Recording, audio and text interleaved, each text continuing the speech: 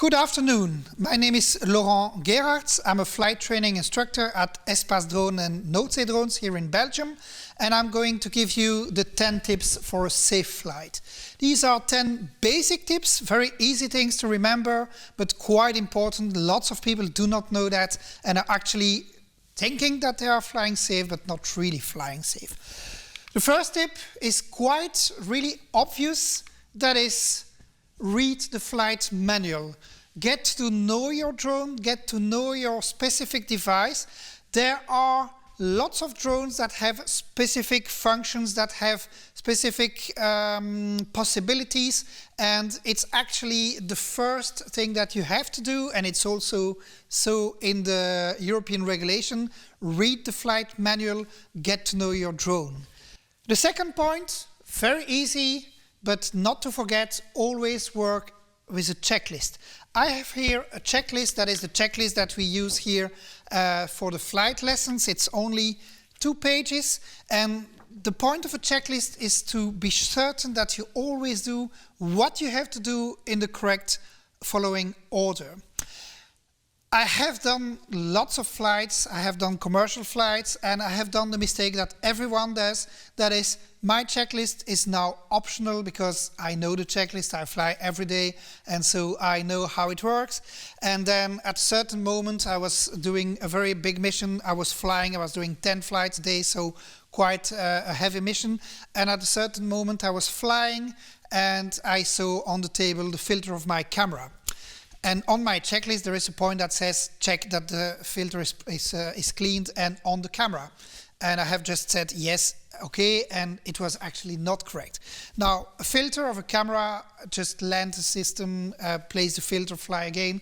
I lost maybe a few minutes, but it could also be something very critical for the safety, and have a checklist for the safety. That's really a basic thing. And the checklist doesn't have to be a super long checklist. If you have a checklist with 4 or 5 points that are necessary for the safety, just use that, but do use a checklist.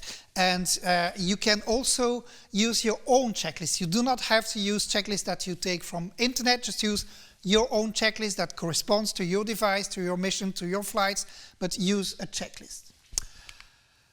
Third, always check the weather condition and know the limits of your device. I have here several devices. I have a DJI Mini 2, I have DJI M210. Of course, the M210 will be able to fly in much difficult weather environment than the Mini 2. But the Mini 2 will fly in other environments than another smaller or bigger drone. So just get to know your system and get to know what is the limit. The most important thing, wind speed. And many people think that the wind speed actually, that is, at a certain moment there will be too much wind and my drone will fall from the air. That is actually not the first problem with too much wind. What could happen is if there is wind above the limit of your aircraft, well, actually your aircraft will fly away, will be pushed by the wind, and it will not have power enough to come back. And then you are there and you're trying to fly back and you cannot, and what will you do? Well, you will have to land in a location that's not appropriate. So the wind is important. Can I fly in the rain, or is it a system that absolutely cannot get a drop of water? These are all things that you have to know, and it's always drone related, so not all drones have the same weather conditions.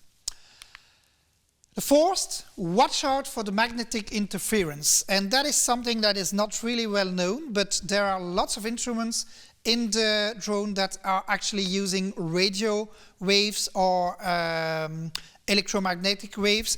The compass of my drone, the GPS, so my navigation system, relies on electromagnetic information. And when there are interferences, and interferences can be local interferences from a power line, but it can also be a more global interference. The KP index is actually an indication of how much sun activity, a sunstorm is happening at the moment. And with a high sun activity, there are problems with the magnetic field around the Earth. And actually there are lots of apps that you can use, and they are mostly called aurora borealis. These are actually the visible results of a high sun activity. These are the aurora borealis, and it can be a problem for your drone. I will just do a very small demonstration. I have here my compass, and I have here a magnet, and you can see immediately that when I put my compass near my magnet, well, my compass is actually becoming crazy, and I can just move it like that. Of course, there are not so many magnets when you are flying, but a high power line or any metal structures can actually be a problem for your compass. The fifth point, always check your device, and very important, control your propeller. So when you have a drone, just check it visually that everything is okay. It's very important to see that there are no broken parts, that everything is perfect, in perfect condition. Definitely do check the motors. Are they moving correctly? Nothing blocking. But very important also is to check your propellers. When I talk about the propellers, well, some propellers are very obviously not okay.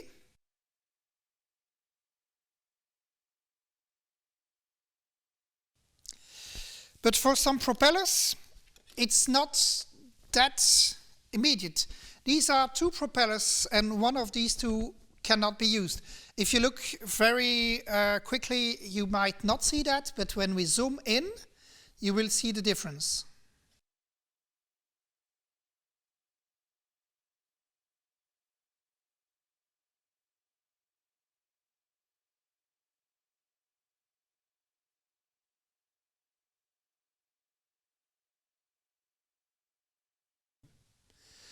So you can see this is a propeller that is not usable. This is a propeller that's perfectly usable. You really have to double check your propeller. Just control it, feel it. And here, when we look, maybe we do not see that it's not okay, but when we feel it, we directly feel that.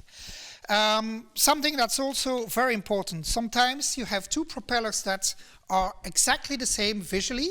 And when we zoom, we can see that visually. I actually do not see any difference. But when I do that, I take the two propellers and I will just move them a bit. Well, you can immediately see that one of those is much more flexible than the other. And these are two propellers for a Phantom 2. Only one is a flexible one and the other one is a hard one. And it's not a problem to fly with 4 flexible propellers. It's not a problem to fly with 4 hard propellers. It's well a problem when you mix them. These are both propellers that are okay for a Phantom 2. So it's a bit an old kind of propeller, but do not mix them. The only way to be certain that you have the right propellers is actually to check the part number. And on all the propellers, on all the parts, there is a small number. It's impossible to show that on the camera, but you can definitely see that if you look from very close, and the part number has to be the same. Here, these are 2 different part numbers. So check the propellers and make sure that you are using the right propellers of the exact same type. And not only they look like the same propeller, but they are exactly the same propellers. The next point, number 6, initialization. It is extremely important when you start your drone that you give it the time to check every system, to check its position, to check its height reference, to check the horizontal, so IMU. The drone needs some time to be ready to fly safely. And the most recent drones, they will not allow you to start the motors when it's not ready. So you will try and start the motors and it will just say, sorry, I'm still warming up.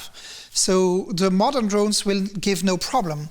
But some drones, older ones or modern ones, but not that safe, they will give you the possibility to start the engine while the initialization is not ready yet. And then you will start with a drone that doesn't really know where it is, that doesn't really know how high it is flying, and more dangerous, possibly you will have a drone that will change its position during the flight, and it gives a fly away. That is, he thinks that he's starting at a position, and during the flight he will refine its position and actually realize that he's here.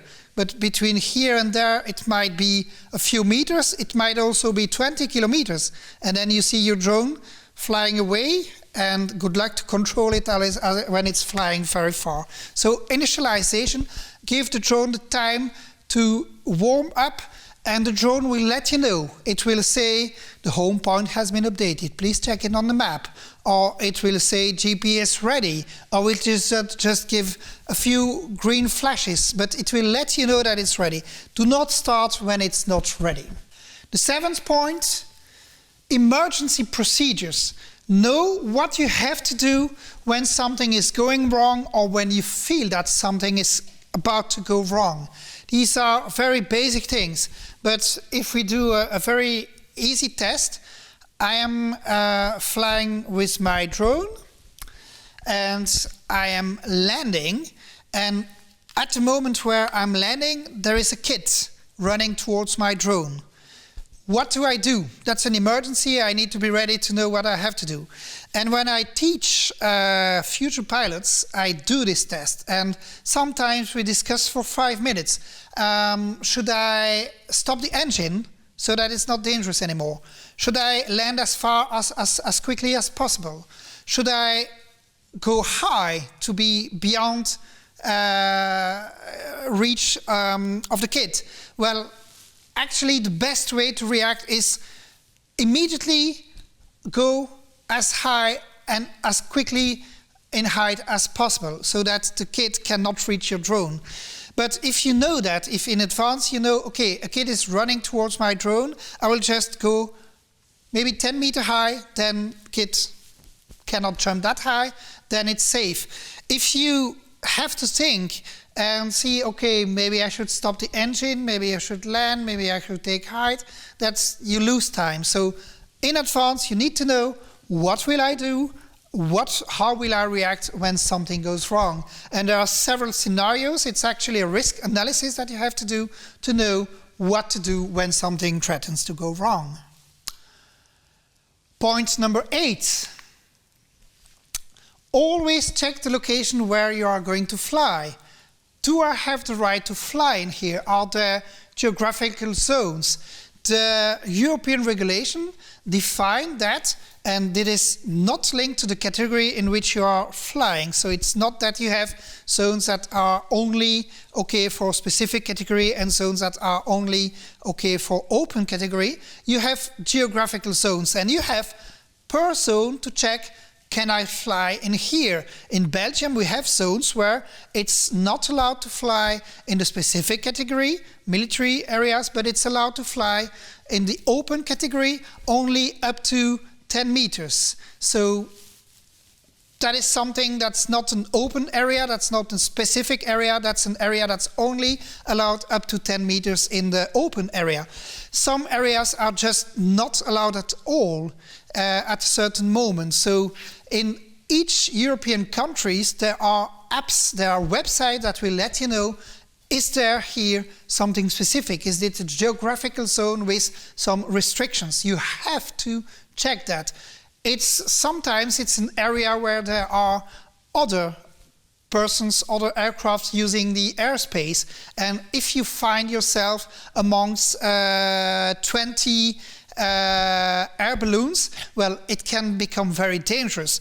And when there is such a contest with 20 air balloons, they will define an area in which we do not have the right to fly. So Do check the geographical zone to be sure that you have the right to fly there. Some areas will also require you to ask for an extra authorization, so do check the geographical zones. Ninth point, registration and insurance. Now, this is not really safely flying, this is legally flying, but you have to know that except for very small aircraft, toy drones or drones under 250 grams that do not have a camera aboard, you need to register as an operator. So you need to register so that the authorities of your country know that you are flying with a drone. And in order to register as a drone operator, you actually need to have an insurance beforehand. So registration and insurance, that's a tip for the legality of the flight, not so much for the safety, but it's also important to fly legally. So that's point number 9. And then the last point of my 10 tips, tip number 10, that's also a tip for the legal flight. That is, do I have the right to film what I'm going to film? Are there people that might have a problem with the images that I'm taking? So think about the privacy. Do a privacy assessment of your flight. Am I going to take images of persons that I have no right to publish? Am I going to see things that I'm not allowed to see? And when you are flying close to people or when you're flying in an urban area, well, this can sometimes become a problem. So think about the privacy. Do not just take off and fly, but do an analysis of the area and see, can that be a problem for privacy? So these are the 10 tips for a safe flight and for a legal flight. I hope you learned a few things. I definitely can tell you that when I'm teaching that these tips are very, very much appreciated. These are very clear, concrete things. So please take that into account for your next flight. And I wish you very good flights. Thank you, Laurent. And I appreciate it. And I've learned a lot, I think. But is it all, or is there more? Well, actually, I have some more for you. I also give you the 10 commandments of the LiPo battery. Why the 10 commandments of the LiPo battery? Because the LiPo battery is actually potentially a dangerous battery. These are extremely efficient batteries. They are used in 99% of the drones, not to say 100% of the drones. And these are extremely efficient. The ratio between the power of a battery and the weight of a battery is one of the best that you can find. But there are two problems with lithium polymer batteries, LiPo batteries. The first one, if you use that in a way that is not the proper way to use a battery, it will very quickly become unusable. So you will have a battery that will not give you the power that it could give you when you use it correctly. And the second point is such a battery can explode, can actually create fire when you use that in a bad way. So here I give you the 10 commandments of the LiPo battery. The first commandment of the LiPo battery is actually have no fear of LiPo batteries. I'm just telling you it might explode, it might start a fire. I've been working with LiPo batteries and drones for more than 10 years. I have zero problem. I have zero incident because I know the 10 commandments and I do nothing wrong. So it's not when you look at the LiPo battery and you say, "Ooh, what an ugly LiPo battery," that it will explode. A LiPo battery will actually have a problem when you let it fall. So never transport 10 batteries like that and possibly let one fall. So when there is a shock. And a LiPo battery, that's the number 2. A LiPo battery will have a problem when you charge it using a wrong power. So always charge using the right power. And some batteries, I have here a few batteries. I have in my LiPo bag, I will talk about the LiPo bag in a moment. I have some very small batteries. These are the very small batteries that we use in our training drones.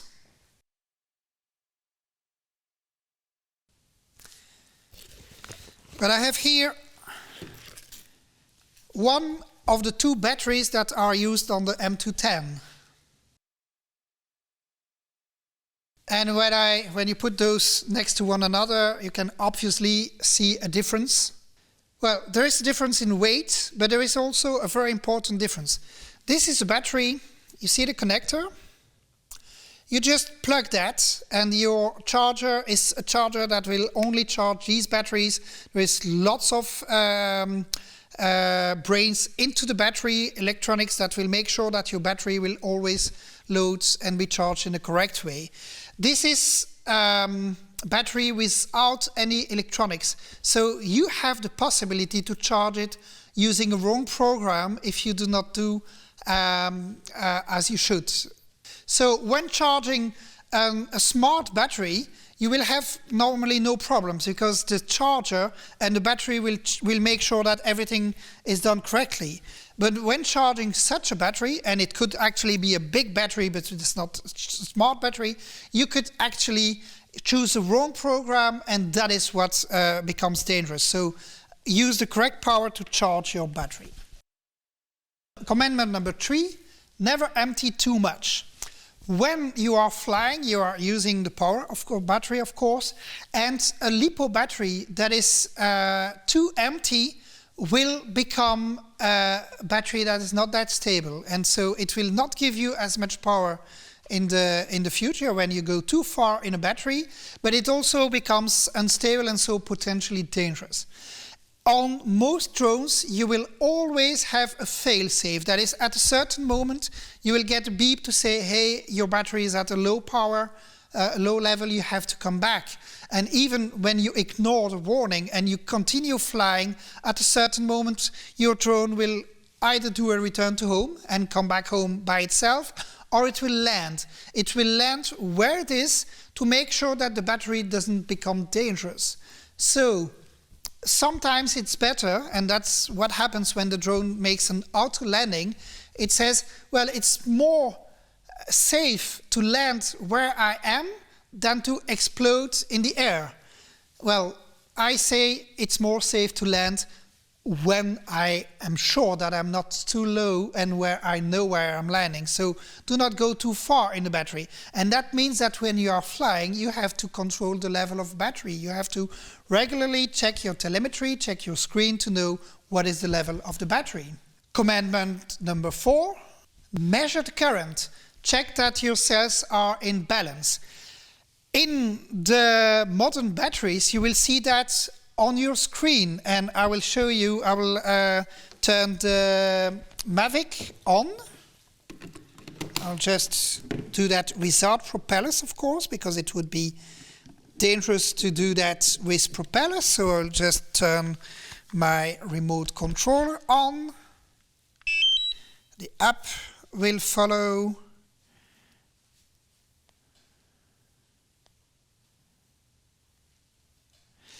And then I will turn my drone on.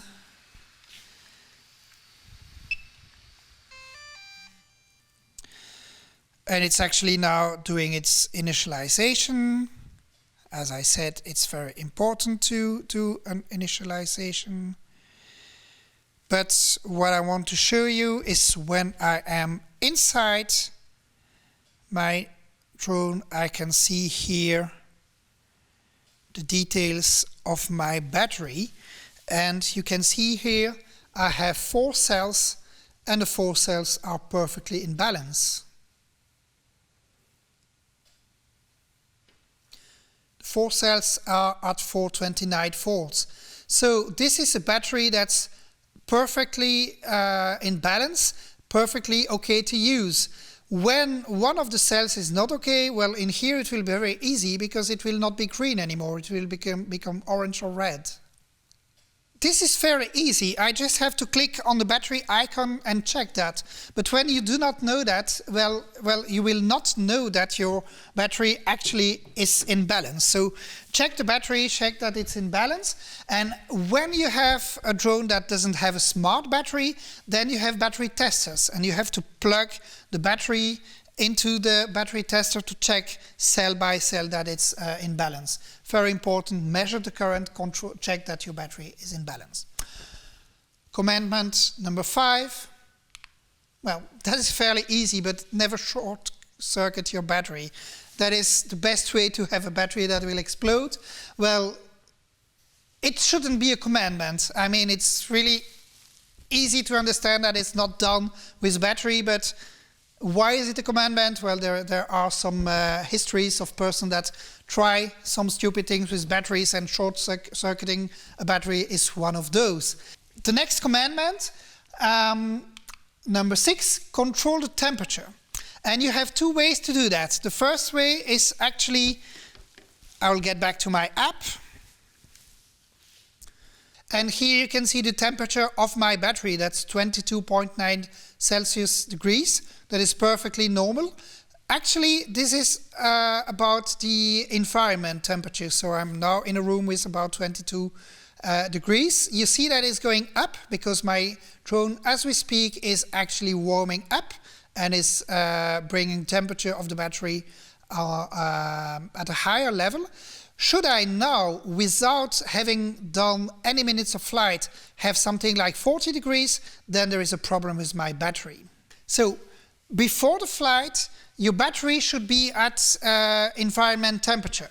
Of course, a battery under 15 degrees, Celsius degrees, will not be efficient. So it needs to be at least 15 degrees. I'm not saying that you cannot fly under 15 degrees. I'm just saying that when you are flying under 15 degrees, well, you should heat your battery up. Some drones, the Mavic 2 Enterprise that I have here, it will actually warm the battery by itself. So when I have a battery that's at 12 degrees and I leave it for a few minutes, it will automatically warm the battery up. Not all drones have that, so when your drone doesn't do that, just put the battery in the car with the heating on, or just use warming elements that you can find, but make sure that your battery is above 15 degrees. Otherwise, it will not work correctly. The second thing is, before the flight, the battery should be at environment temperature. After the flight, it's normal that you have a battery that's warmer. It can easily become 40, 50 degrees Celsius. That is perfectly normal. It's not normal if your battery is 80 or 90 degrees. So you should also, after the flight, before you turn the engine off, check the battery on your screen, check the temperature on your screen. And when you see that it's normal, when it's about 40, 50 degrees, no problem. When it's above, then that would be a problem. And the last thing that I will do, when I finish my flight, I will turn my drone off, and I will take my battery and I will just feel how warm is my battery. Basic rule, if I cannot hold my battery like that, it's too hot. So when I will not do that because I don't want to let it fall. But when my battery is so warm that I cannot hold it in my hands, then there is a problem and I wouldn't fly it with this battery anymore. So very important, check the temperature of your battery. Commandment number 7. Do not tinker with your batteries. That is actually very easy to understand. Do not try and open a battery. I just said, well, there are several cells in a battery. I have a battery that I don't use anymore. Or let's open it to see the different cells. That's not done. That's very dangerous. So please use your battery in a correct way, in a safe way. Do not try to open it. Do not try to make your own battery from spare parts of old batteries. That would be very, very dangerous. So it's really a basis, but do not tinker with your batteries. Commandment number 8. Assess the lifespan correctly. And in order to do that, there are actually 2 tips that I can give you. Tip number 1, every battery that we have, we actually put a sticker with the date of the first use on it. So that's battery 78, and that's a battery from the 14th of January 2017. So we can follow the battery, we can know when we first used it, we can know how long we have been using that. And the second tip I can give you, number your batteries and write down in a logbook what battery has been used for what flight. It's not compulsory in the open category to have a logbook, but I would really advise to do that. And there are apps that will help you to make automatically read the data from your flight and put them in your logbook.